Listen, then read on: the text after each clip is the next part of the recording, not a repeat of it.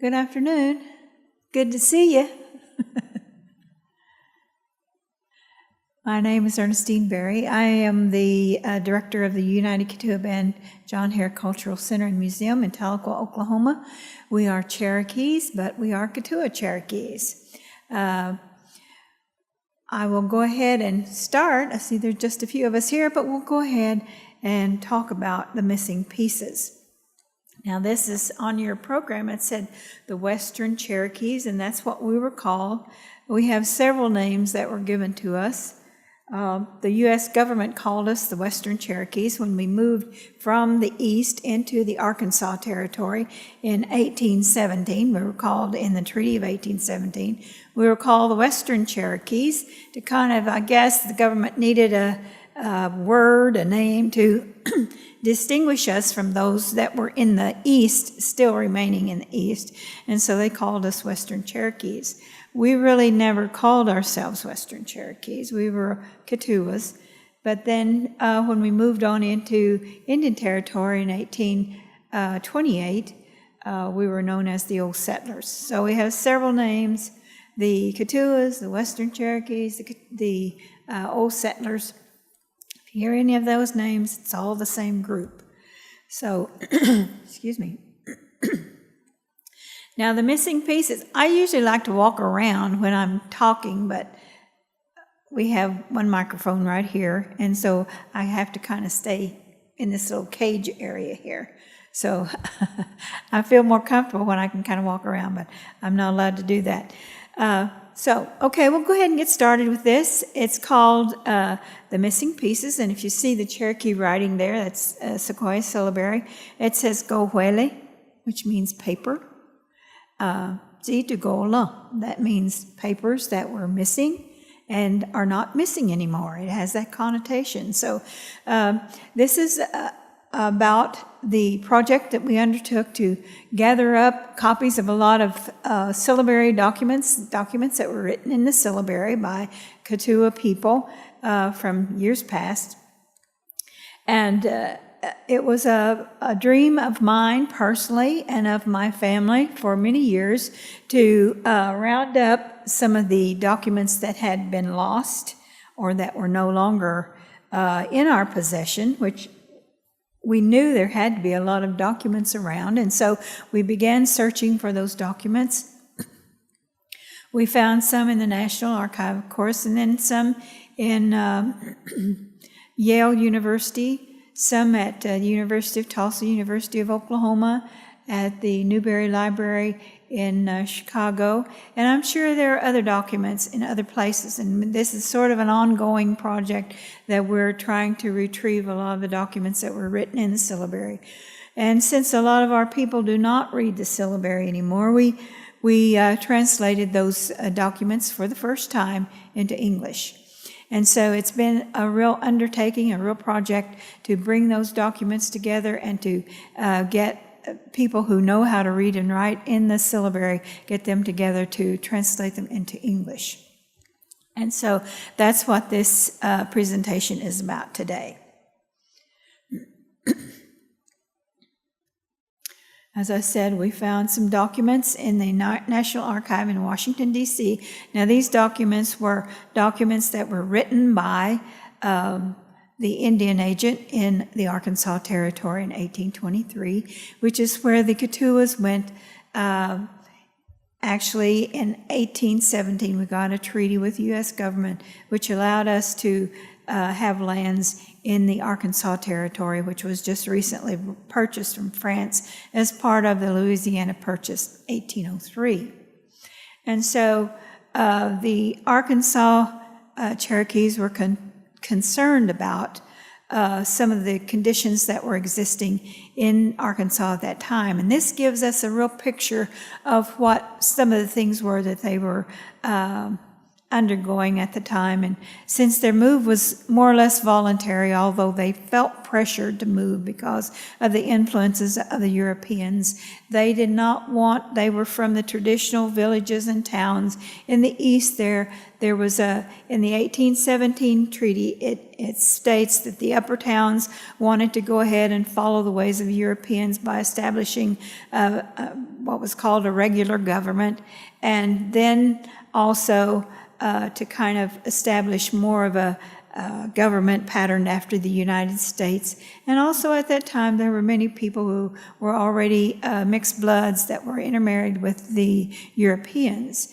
Now, the traditional Cherokees who had tried to remain traditional with their religion and with their family structures and so forth, they were part of the lower towns who wanted to maintain their traditional ways. And so there was a separation there between those who wanted more to be what might be called progressive and follow the European ways with farming and so forth, and commercial farming, and those that wanted to maintain. So that was one of the things that came to the Arkansas Keetoowah Cherokees at that time, was the dividing of or setting out the reservation in Arkansas, making the lines in that territory so that they would know where their territory was. And there was a delay in doing that because they moved in there, and actually many of them had started across the Mississippi River in 1790s,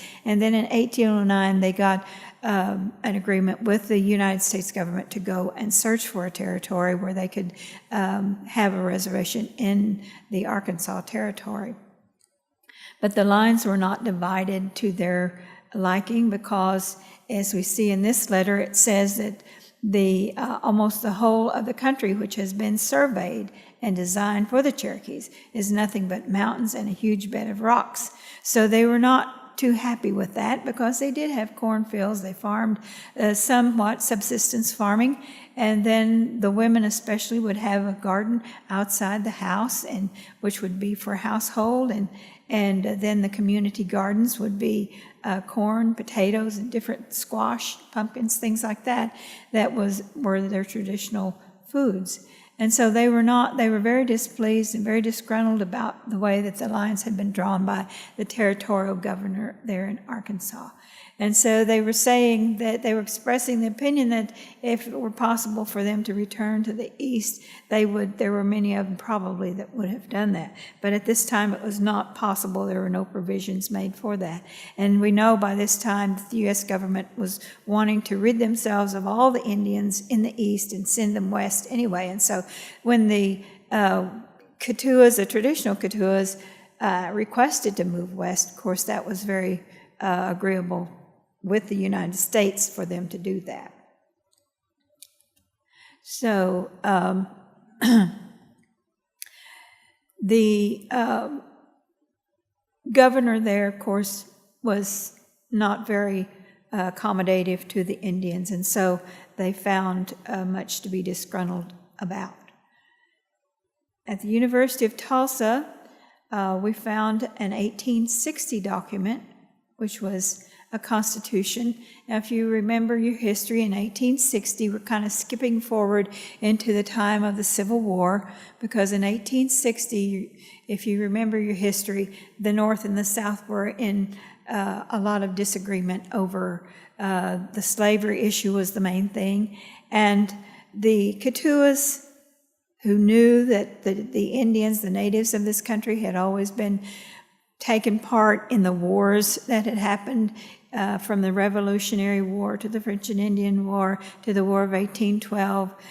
They had been involved in those wars. And so in order to prepare for what they felt was going to be a war between the North and the South and the United States, the Keetoowahs decided that they would write their constitution. And the reason for this was, and this is the first time it's been translated into English, the reason for this constitution was that they could try to get agreement among all the Keetoowah settlements. There were several in the Indian Territory at this time. The Keetoowahs had moved from Arkansas in 1828. They were moved from there into Indian Territory because of the influx of white settlers that had come into Arkansas, and turmoils and disagreements had happened, and so they were moved on over into Indian Territory in 1828. Then in 1860, they knew there was going to be a war, and they said, okay, we know there's going to be a war. If we have to fight, we will fight on the side of the North, not on the side of the South. The Keetoowahs did not have slaves. At this time, the Cherokees, who were the ones that I mentioned before, who were more progressive and doing agrarian farming and plantations and that sort of thing, they had a lot of slaves. They had taken on the European ways of slavery, and so they had many slaves in the Cherokee Nation at this time in 1860. But there were those traditional Keetoowah Cherokees who did not believe in slavery, did not have slaves, and so they said, okay, if we have to fight, we don't want to fight. We want to just guard our homeland, and they became known as the Home Guard in 1860. And so they decided that they would fight with the North if they had to, which is exactly what happened. The Cherokee Nation went to the South, became Confederate soldiers fighting for the South. The Keetoowah Cherokees went to the North and became Union Home Guards. They were still called Home Guards, but they fought for the Union instead of the Confederacy. So there we have the separation of those two groups, those two Cherokee groups again in the Civil War. The separation, one fighting for the South, one fighting for the North. But we translated this document into English. And it says, any secret organization that comes from the government, we Keetoowahs will not approve it. Now, all the words that we've just stated, let us reinforce and make them strong by taking an oath just as strong that we will never give up. We will stand together, all holding hands until we fall to the ground. And this is one phrase that appears over and over in some of these Keetoowah documents. We will never give up. We will stand together. As for all that threatens to destroy our Keetoowah society, we must prevent it. If actions are taken to destroy our government, we must prevent it. And so we see the desperation there to maintain their traditional society, their traditional ways, even in the face of the American Civil War. At the Oklahoma University, we found a constitution also of 1925, which was Keetoowah Nighthawk Constitution.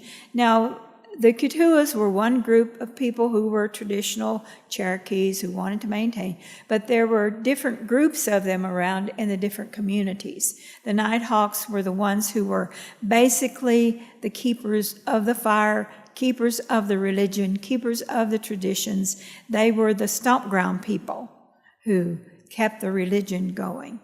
But they also had a constitution in 1925.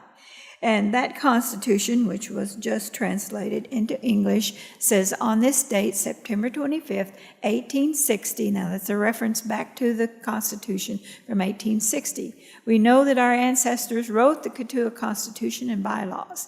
It will be cherished as the most valuable act since the time that our ancestors lived, loved one another, and came together at the fire to smoke.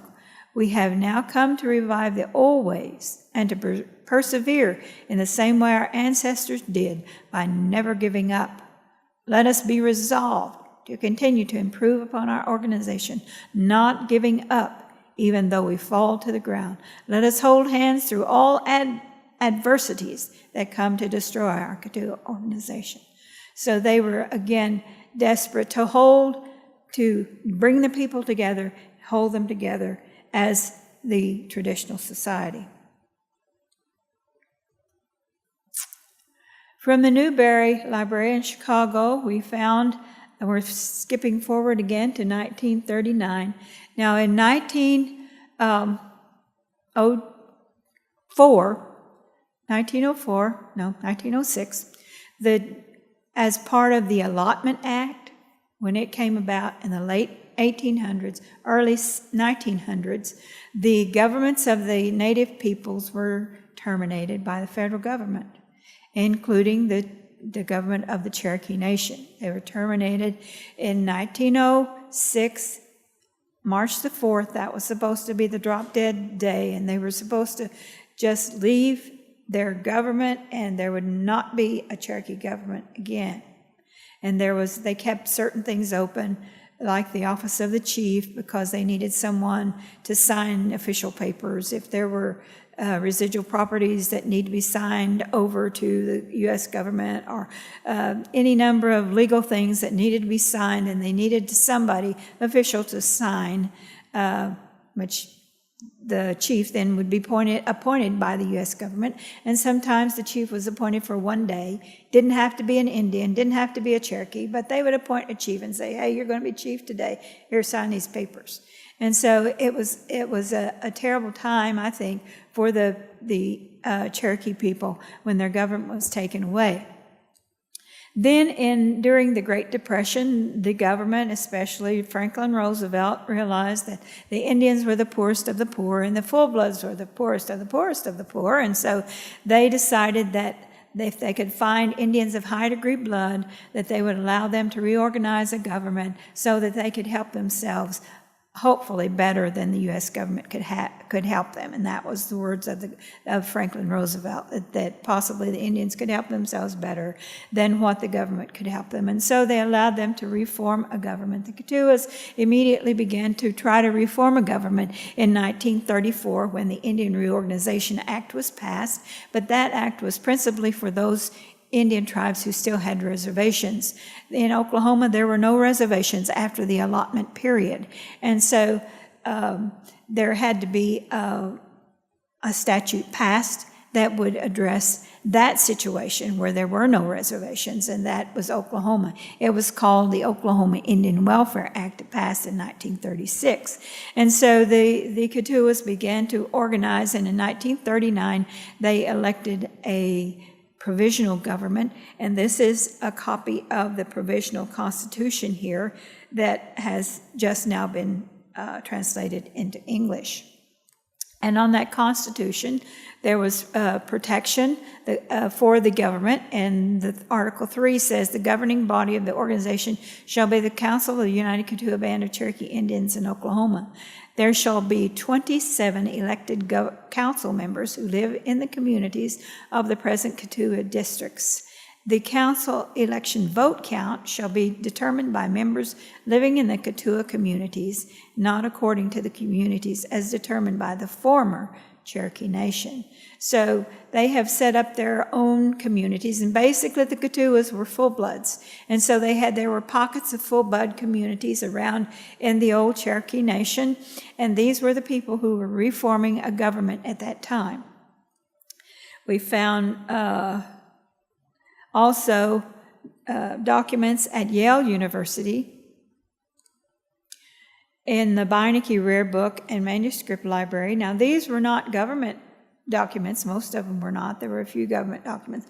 But most of them were stories, letters, even days or months of the year that were written in syllabary, some grocery lists. They were just papers that, common people like you and I may be writing sometimes, just writing out your grocery list or trying to add up your finances or just daily things like that, which was really, to us, a real treasure trove of documents that we could translate.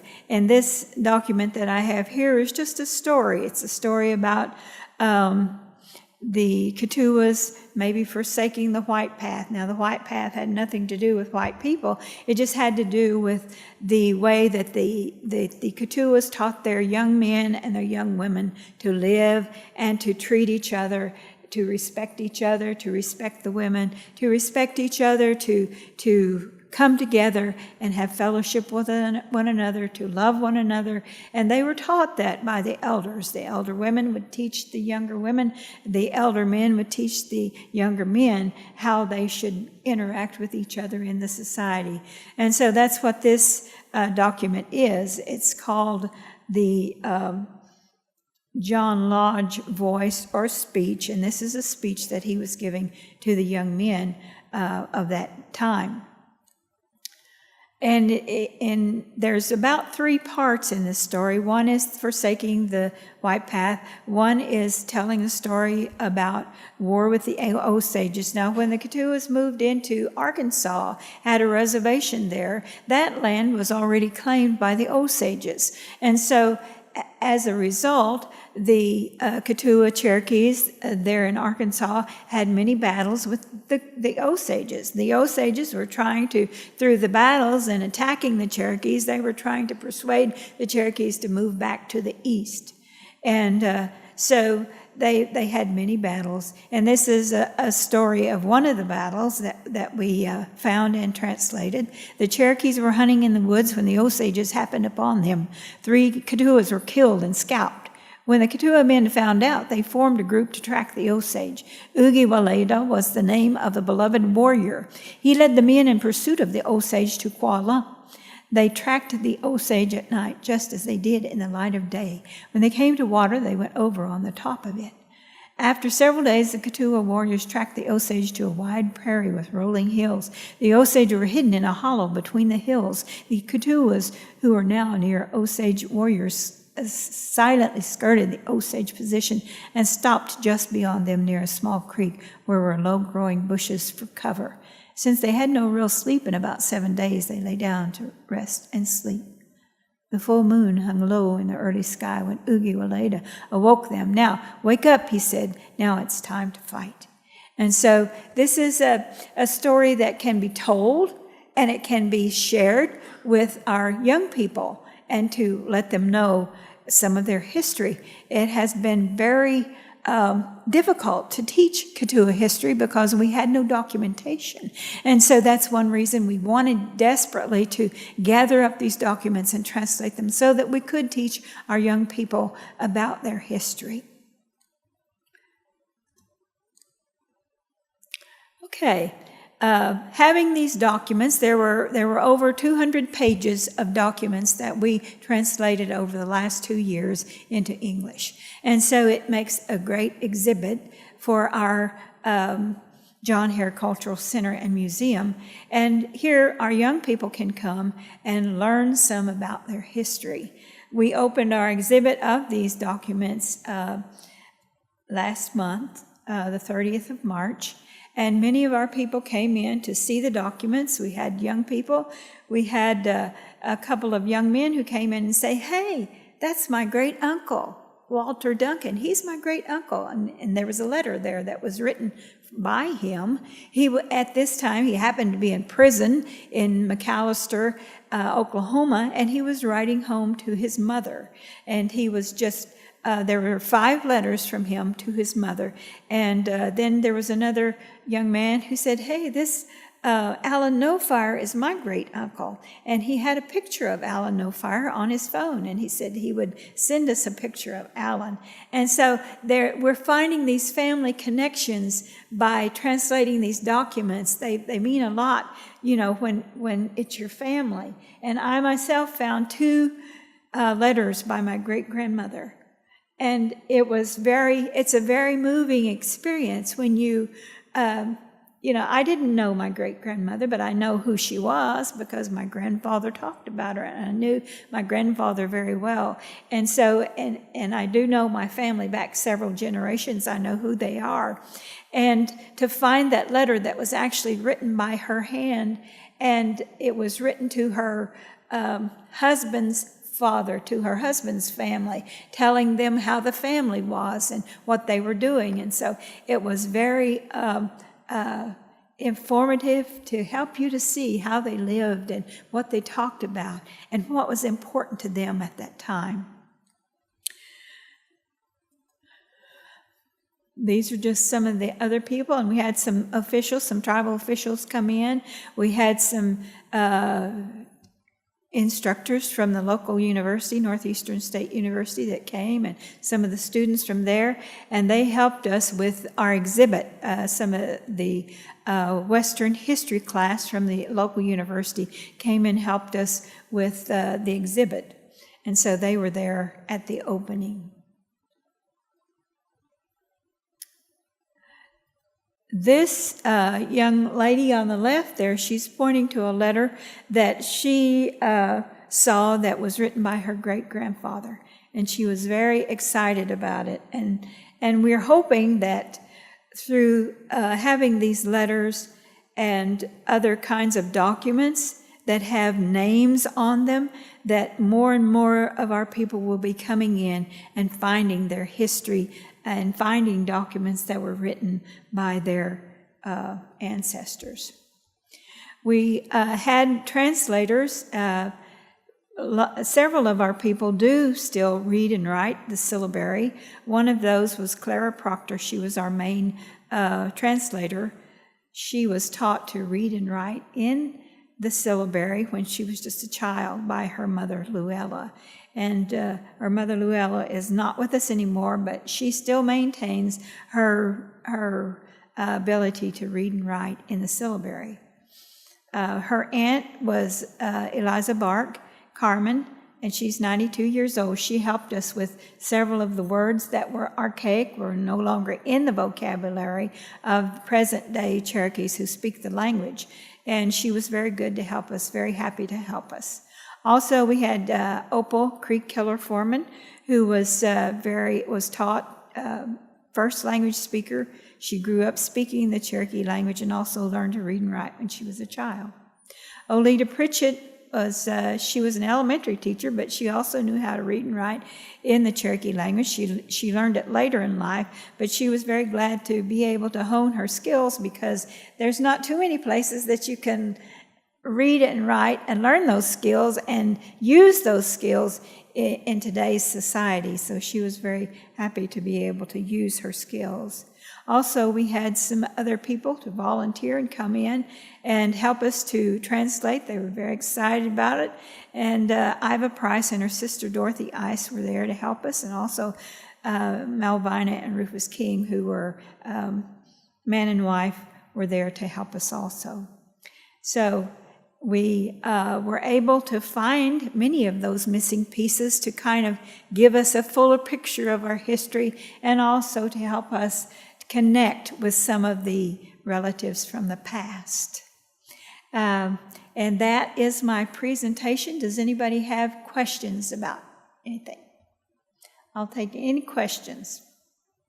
Yes? They are not online right at this time, but hopefully we will be able to put them online. Now we are not a wealthy tribe.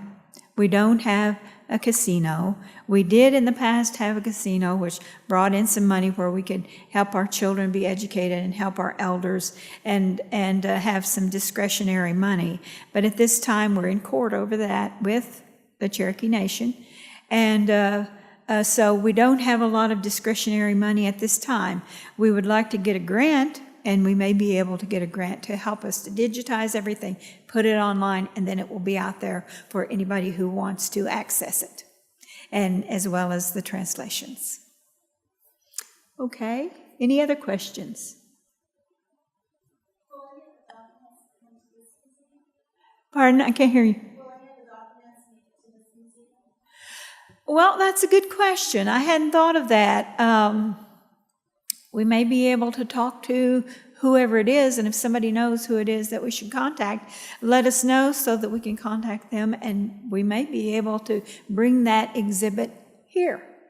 But I don't know that for sure. I'll just have to check on it and see. Anybody else have a question? These are good questions. Yes? How many people do we still have who can read and write? Pardon? There are some young ones being taught to speak and to read and write, and there are some efforts being made to revitalize the language, the spoken language as well as the written language. But I think the emphasis is really on the spoken language at this time, and for who speaks it, it's much easier to read and write after you learn to speak. So, and that's pretty much the way we learn as children, is we learn to read and write. We learn to speak it first, whatever the language is, we learn to speak first and then to read and write it. So there are some efforts being made to bring it back. And the people who read and write now, I would say 90% of them are over 60 years old. And so we can see that as they leave, that their knowledge will leave with them. And so there is some efforts being made to revitalize it with the youth. Okay, any other questions? Okay, thank you so much for coming. I appreciate you so much.